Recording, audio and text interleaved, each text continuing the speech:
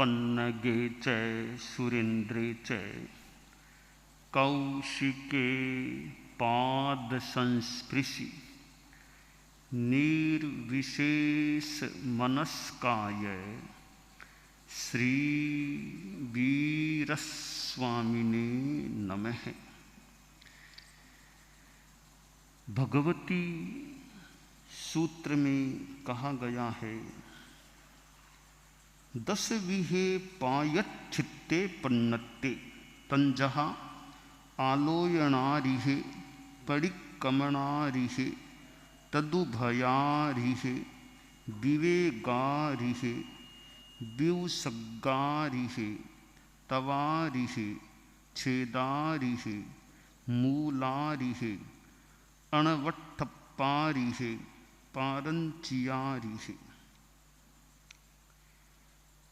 इंसान जो सामान्य स्तर का होता है, वीतराग अप्रमादी को छोड़ दें, सामान्य स्तर का इंसान। अब सामान्य स्तर का इंसान कौन सा होता है? 14 गुणस्थानों के संदर्भ में मैं बताऊं और प्रायश्चित्त के आलोक में बताऊं तो प्रथम गुणस्थान से लेकर 6ठे गुणस्थान तक के जीव हैं जो मनुष्य मान लें यहाँ पर, वे सामान्य इंसान होते हैं। सामान्य इंसान इसलिए हैं, इनसे भूल हो सकती है, गलती हो सकती है। 7वें गुणस्थान से लेकर 14वें गुणस्थान तक के जीवस्थानों में, गुणस्थानों में जो इंसान हैं, उनसे अशुभ योग रूप कोई गलती, कोई प्रमाद अशुभ योग रूप नहीं हो सकता। इसलिए 2 भाग हम कर सकते हैं। पहले गुणस्थान से 6ठे गुणस्थान तक का एक भाग और 7वें से 14वें गुणस्थान तक का अगला विभाग, 6 और 8 गुणस्थान। ठीक है, 6 गुणस्थानों में दूसरे गुणस्थान में ऐसी कोई स्थूल गलती न भी हो, पर वो हैं एक कैटेगरी के गुणस्थान जहाँ प्रमाद, अशुभ योग की स्थितियाँ 6 गुणस्थान तक हो सकती है। तो ये 6 गुणस्थान में जो इंसान हैं, हम अभी इंसान की बात कर रहे हैं। गुणस्थान तो त्रियंचों में भी हो सकते हैं, इनमें से देवों में, नारक जीवों में। चूंकि अभी एक हम इंसान के संदर्भ में कुछ बात करना चाहते हैं, बता रहे हैं, तो इंसान की बात है। तो इंसान से जो सामान्य है, गलती हो सकती है, प्रमाद अशुभ योग रूप हो सकता है। प्रमाद 2 प्रकार का होता है। मुमुक्षु बाइयाँ और हमारे कोई सन्मति शिक्षण कक्षा के विद्यार्थी संत, वे और ध्यान से समझें बात को। प्रमाद 2 प्रकार का, एक अशुभ योग रूप प्रमाद और एक प्रमाद आश्रव यानी अध्यात्म लीनता का जो कुछ अभाव, उस रूप में प्रमाद। तो अशुभ योग रूप प्रमाद है, उसके साधु के त्याग होते हैं। प्रमाद आश्रव रूप जो प्रमाद है, उसके साधु के त्याग नहीं होता है। 6ठे गुणस्थान में उसका त्याग नहीं है, वो प्रमाद आश्रव चालू रहता है 6ठे गुणस्थान में। तो हमारे चारित्रात्माएं भी बैठे हैं, थोड़ी सी गहरी बात आ गई कि हमारे त्याग है वो अशुभ योग के हैं, प्रमाद आश्रव के हमारे त्याग नहीं है। इसीलिए 6ठे गुणस्थान का नाम भी है प्रमत्त संयत गुणस्थान, प्रमादी संयत का गुणस्थान है। तो प्रमाद आश्रव 6ठे गुणस्थान में निरुद्ध नहीं होता है, चालू रहता है। वह 7वें गुणस्थान में निरुद्ध अवस्था में रहता है। तो खैर, प्रमाद अशुभ योग रूप गलती एक छठे गुणस्थान वाले साधु से भी हो सकती है। छोटी सी गलती भी हो जाए, थोड़ी बड़ी गलती भी हो जाए, यानी कोई साधु कभी थोड़ा झूठ भी बोल जाए, डर गया झूठ बोल गया, ऐसा भी हो सकता है। कोई सामान्य सी कोई कुछ चोरी भी साधु कर ले, दूसरे साधु की चीज कोई निकाल ले, ऐसा भी हो सकता है। गलती प्रमाद साधु से हो, और भी इस प्रकार की गलतियां हो सकती है। इतनी बड़ी गलती हो जाए कि फिर तो साधुपना ही खत्म व्यवहार में मान लिया जाए, फिर तो नई दीक्षा के बिना और कोई उपाय नहीं बचता। वो बहुत आगे की बात है, पर उससे पहले पहले भी कई गलतियां साधु से हो सकती है। मोह का उदय हो जाता है, कभी गुस्सा भी तेज आ गया, साधु ने थप्पड़ दिखा दी किसी को, ये सब कसाई का उदय है, हो सकता है। तो गलतियां हो सकती हैं। गलतियां भी, प्रमाद भी, एक तो आवेश में, कसाय से, दर्प से उस प्रकार का होता है। एक मजबूरी में कोई प्रतिसेवना करनी पड़ जाए, जैसे कि भाई किसी के साधु के कोई स्थिति आ गई और भिन्न समाचारी में होकर चिकित्सा करानी पड़ गई, मनोबल की कमी मान लें, कुछ धैर्य भी उतना मान लो न रहा हो, या मुश्किल भी है, बड़ी तकलीफ हो जाए तो फिर सहन करना। तो ऐसी स्थिति में साधु को रात में इंजेक्शन लगवाना पड़ गया, यह भी वैसे तो सीमा का अतिक्रमण है, पर वो अतिक्रमण है, वो कोई गुस्से वाला, आवेश वाला वो नहीं, वो एक शारीरिक कठिनाई में हुआ है, तो उसका भी प्रायश्चित अपेक्षित होता है। तो भगवती सूत्र में यहाँ प्रायश्चित के बारे में बताया गया है कि प्रायश्चित 10 प्रकार का होता है। ये आलोचनार है, प्रतिक्रमणार है, तदुभयार है, विवेकार है, व्युत्सर्गार है, तपह अर है, छेदार है, मूलार है, ऐसे अनवट्ठपारी है, अनवस्थाप्यार है, पारंचियारी है, दो पारंचिया, ऐसा 10 ये प्रायश्चित हैं। तो यह प्रायश्चित है, वो एक प्रकार की चिकित्सा पद्धति है। प्रायश्चित को हम चिकित्सा पद्धति के रूप में देख सकते हैं। जैसे रोगी, चिकित्सक और दवाई, 3 चीज हैं। रोगी है, बीमार पेशेंट है, फिर कोई डॉक्टर है और दवाई है। तो डॉक्टर ने रोगी का चेकअप कर लिया, प्रेस्क्रिप्शन लिख दिया, यह दवाई लो। तो रोगी, चिकित्सक और दवाई 3 चीजें होती है, तब वो चिकित्सा की बात हो सकती है। साथ में थोड़ा परिचारक भी हो, रोगी की सेवा करने वाला भी मिल जाए अच्छा, तो चिकित्सा की व्यवस्था ठीक हो सकती है। धर्म और अध्यात्म के क्षेत्र में भी यह एक आध्यात्मिक चिकित्सा की बात मान लें हम, कि जैसे एक साधु है, उस साधु से गलती हो गई तो वो साधु एक प्रकार का रोगी हो गया, उसके संयम में थोड़ा रोग हो गया, बीमारी हो गई, तो वो धर्म के संदर्भ में रोगी साधु है। अब वो पेशेंट हो गया, अब वो चिकित्सा भी करानी तो कहाँ जाए, डॉक्टर, हम आचार्य को डॉक्टर मान लें, और भी हो सकते हैं, आचार्य को डॉक्टर मान लें, तो वो रोगी साधु यानी गलती वाला साधु अपने आध्यात्मिक चिकित्सक गुरु या आचार्य के पास चिकित्सा के लिए आता है। तो आचार्य ने उसकी सारी बात जान ली, क्या क्या गलती हुई। अब आचार्य जो प्रायश्चित बताए वो दवाई है, वो दवाई बता दी, यह तुम्हें प्रायश्चित दिया जा रहा है। अब दवाई लेनी तो रोगी को ही पड़ेगी ना। अब वो रोगी जो साधु पेशेंट बना है धर्म में, वो प्रायश्चित का वहन करे तो कर ले, तो एक तरह से वो चिकित्सा की प्रक्रिया संपन्न हो जाती है। तो आचार्य एक डॉक्टर के समान है। गलती करने वाला व्यक्ति, श्रावक हो, साधु हो, वो एक तरह का धर्म का पेशेंट है। प्रायश्चित है वो दवाई है। अब डॉक्टर है वो दो प्रकार से चिकित्सा करता है, एक तो टेबलेट दवाई औषध दे करके, दूसरा तरीका है सर्जरी, ऑपरेशन करके भी चिकित्सा करता है। दो प्रकार से चिकित्सा होती है, सर्जरी ऑपरेशन के द्वारा, एक मात्र ओनली दवाई, बिना ऑपरेशन दवाई के द्वारा। तो यहाँ धर्म के हमारे प्रायश्चित में भी मान लो दो प्रकार की चिकित्सा आ गई, एक सर्जरी के रूप में भी है, एक दवाई के रूप में। कैसे?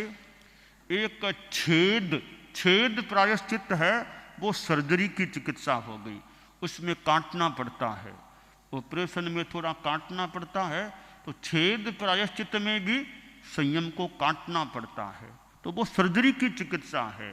तपस्या स्वाध्याय ऐसा बता दिया, वो औषध की तरह है, उसमें काटना कुछ नहीं पड़ा, दवाई बता दी गई। तो छेद है वो ऑपरेशन की प्रक्रिया है, और तप स्वाध्याय ऐसा कुछ दिया जाता है, वो दवाई औषध के रूप में होता है। तो ये दोनों प्रकार से चिकित्सा पद्धतियाँ धर्म के शास्त्र में विहित है। भगवती सूत्र में भी बताई गई है कि छेद और दोनों पास पास है, तब छेद तवारी है, छेदारी है। तो तपस्या भी दी जा सकती है, एकासना करो, पोरसी करो, बेला करो, तेला करो, और कहीं 1 महीने का छेद, 2 महीने का छेद, 4 महीने का छेद, 6 महीने का छेद, बड़ा ऑपरेशन 6 महीने का छेद, कहीं 4 महीने का छेद, कहीं 2, कोई 1 महीने का भी छेद हो। ऐसे अलग अलग जो भी विधि सम्मत बातें हैं, उस हिसाब से सर्जरी की बात भी होती है। प्रायश्चित बहुत महत्वपूर्ण चीज है कि ठीक है, मान लो बीमारी है, ऑपरेशन कराना पड़ेगा, तो ऑपरेशन करा के भी जिंदा तो रह पाओगे ना लंबे काल तक, मान लो तो फिर ऑपरेशन कराना मंजूर करें, लंबे काल तक जिंदा तो रहेंगे, नहीं कराएंगे तो जल्दी खतरा है जीवन को, तो जीवन को खतरा है तो ऑपरेशन करा लें, और क्या है, कुछ लंबा जीवने की तो आशा हो जाएगी। इसी प्रकार साधु या श्रावक जिसके दोष लग जाए, भी छेद आएगा तो आएगा, चिकित्सा तो मुझे करानी है, मैं ऐसे ही तो नहीं रहना चाहता, दोष को लगाए नहीं रखना चाहता, भले छेद आओ तो आओ, मुझे प्रायश्चित करना है, चिकित्सा करानी है। तो साध्वी प्रमुखा कनक प्रभा जी थे, तो वे बीमार हो गए थे, तो फिर उनको थोड़ा हॉस्पिटल से शिफ्ट होना था, तो शिफ्ट होना था, तो अब वो शिफ्ट हो कैसे, ऐसी स्थिति है।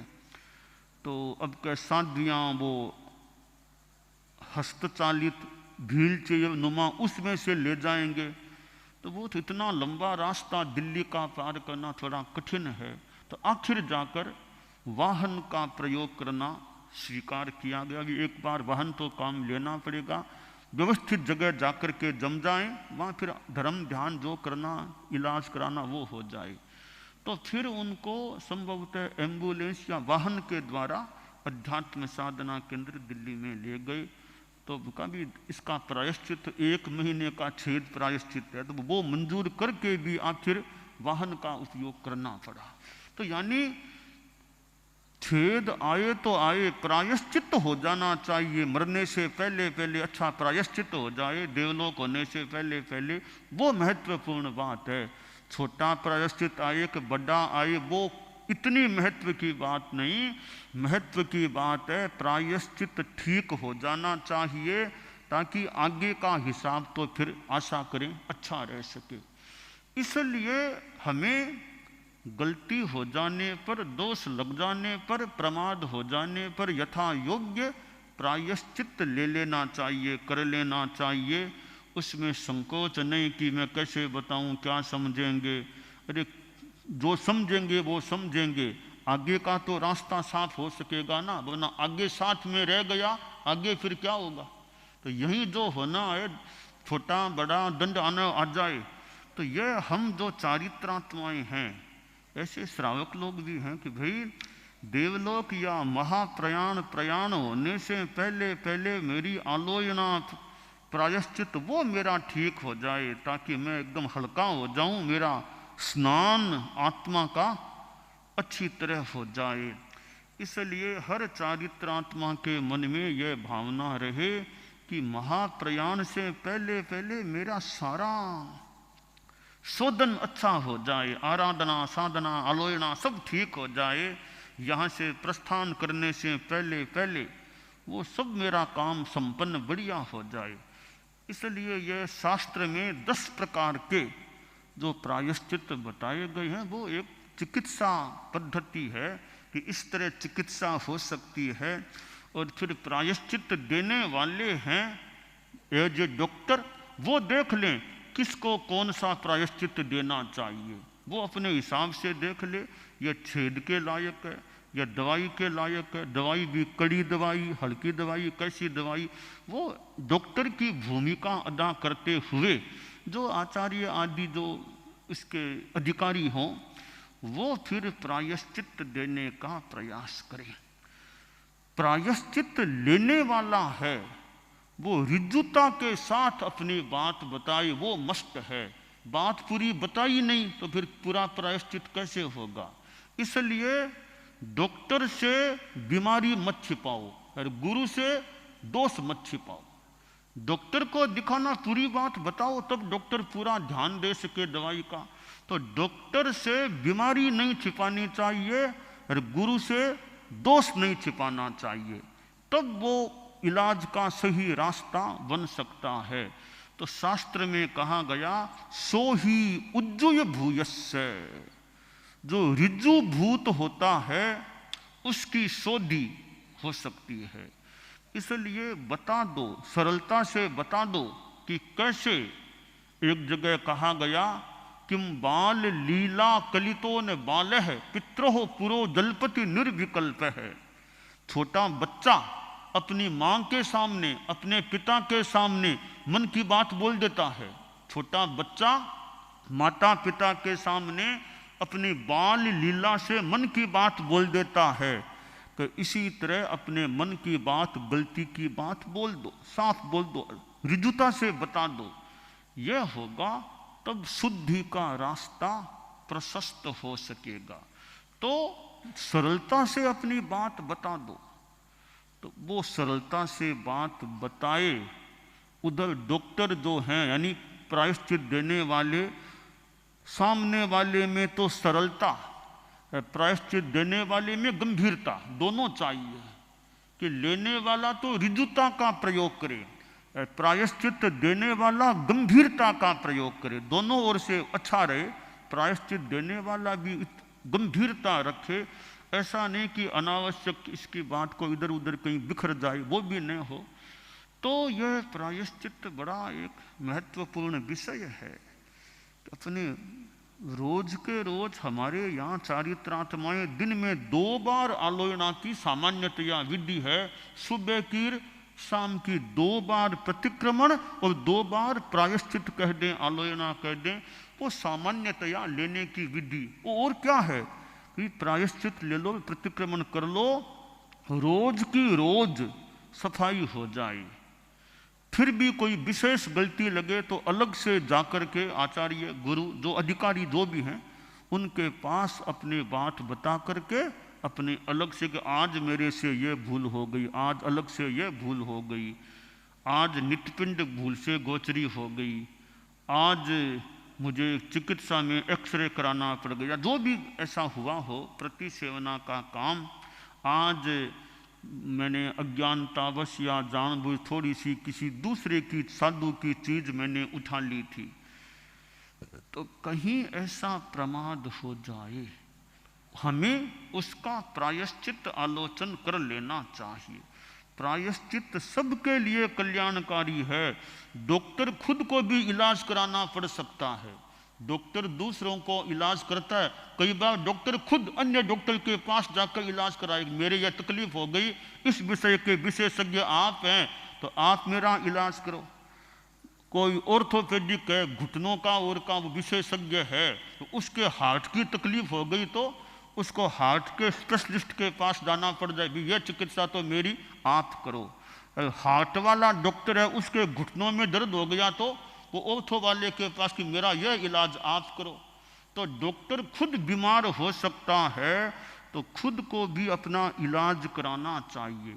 आचार्य दूसरों को प्रायश्चित देने वाले, तो खुद को भी तो प्रायश्चित लेना पड़ सकता, वो खुद भी प्रायश्चित लें। अपेक्षा हो तो दूसरों को सामने रख करके ले लें, या थोड़ा खुद अपने आप कर लें और लगे कि खुद को मुझे नहीं लेना चाहिए, दूसरे संतों को पास में रख करके मैं अपना प्रायश्चित लूँ। तो अन्य संतों को भी जो जानकार अच्छे, उनको पास में बिठा के उनको अपनी बात बता के उनकी साक्षी से, उनकी राय से, जो भी तरीका हो, तो डॉक्टर को, आचार्य को भी कभी यूँ प्रायश्चित करना हो सकता है। क्योंकि आचार्य को भी कभी लगे कि मेरे से कोई संयम में दोष लग गए हैं, अब मुझे 80-85 वर्ष आ गए हैं, पता नहीं कब क्या स्थिति बने, मैं भी अपने जीवन की आलोचना ले लूं। तो आचार्य भले खुद ले या फिर जैसा भी जानकार 2-3 संतों को पास में बिठा करके अपने जीवन भर की सारी बातें मोटा मोटी रख करके उनकी साक्षी से अपना आलोचन प्रायश्चित कर ले, तो डॉक्टर को भी कभी इलाज कराना पड़ सकता है। दूसरों का इलाज करने वाला कभी खुद मरीज बन सकता है। तो खैर इंसान है, किसी से भी गलतियां हो जाए तो बस गलती हो जाना ठीक है, गलती तो गलती, पर प्रायश्चित करना बहुत अच्छी बात होती है। तो हमें अपने दोषों को छिपाना नहीं चाहिए, रखना नहीं चाहिए। ऐसा नहीं कि मैं तो बाद में लूंगा, बाद में ठीक है ले लोगे, बीच में आयुष्य पूरा हो गया तो फिर क्या होगा। तो बाद का भरोसा कितना करें कि बूढ़ा हो जाऊंगा तब ले लूंगा। अरे बुढ़ापा आएगा या नहीं, कौन गारंटी ले सकता है। तो बढ़िया तो यह रहे जल्दी काम निपटा ले, गलती हुई है तो जल्दी मेरी आलोचना प्रायश्चित हो जाए।